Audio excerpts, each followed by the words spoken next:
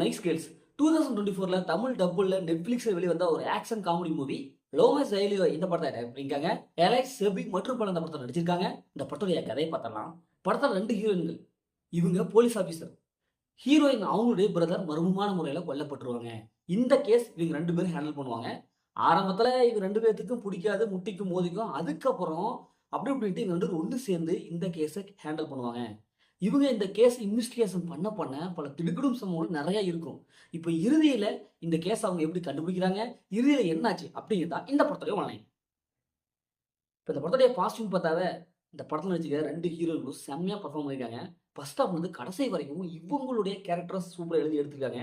அதனால பார்க்கறதுக்கு தரமா இருக்கு. ஆக்ஷன் சீக்வென்ஸ்லாம் சும்மா வேற லெவல்ல இருக்கு. ஏன்னா இவங்க 2 பேரும் அந்த அதிரடியா சும்மா ஃபைட் பண்ற சீன்லாம் பார்க்கும்போது, "எப்பா என்னய்யா இது? இந்த அளவுக்கு பிச்சு உதர்றாங்க" அப்படிங்கிற மாரி தான் இருக்குது. படத்துடைய காமெடி சூப்பரா எடுபட்டிருக்கு.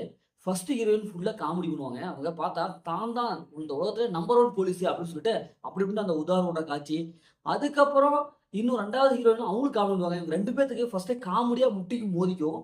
அந்த சீன்ஸ் தான் ரொம்ப சூப்பரா இருந்திருக்கு. ஃபர்ஸ்ட் ஹாஃப் எல்லாமே காமெடியா கொண்டு போயிருக்காங்க. செகண்ட் ஹாஃப்ல ஓரளவு ட்விஸ்ட் அண்ட் டர்னிங்லாம் எடுபட்டிருக்கு. அதே மாரி செகண்ட் ஹாஃப் கிளைமாக்ஸ் இப்படி எல்லாமே அந்த இன்வெஸ்டிகேஷன் பண்ற ஃபைட் சீன்ஸ் இப்படி எல்லாமே ஸ்கிரீன் பிளே வந்து ஓரளவுக்கு நம்ம ரசிக்கும்படி குடுத்துருக்காங்க. டப்பிங் கோர்ஸ் ஒவ்வொரு கேரக்டருக்கு தகுந்த தமிழ் டபுள் வாய்ஸ் செமையா குடுத்துருக்காங்க.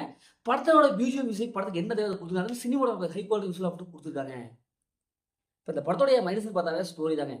ஏன்னா பார்த்து பழக்கப்பட்ட அதே ஸ்டோரி தான். காமெடி ஓரளவுக்கு எடுபட்டாலும் ஒரு சில இடங்கள்ல கிரின்ஜாவே இருக்கு. ஏன்னா செகண்ட் ஹாஃப்ல காமெடில கொஞ்சம் சொதப்பியிருக்காங்க. அதே மாரி இன்னும் கொஞ்சம் வித்தியாசமான சீன்ஸ்லாம் குடுத்துருக்கலாம். ஏன்னா சீன்ஸ்ல பல சீன்ஸ் பிரிண்டபிளா இருக்கு. பார்த்து பழக்கப்பட்ட அதே சீன்ஸ் தான் இருக்கு.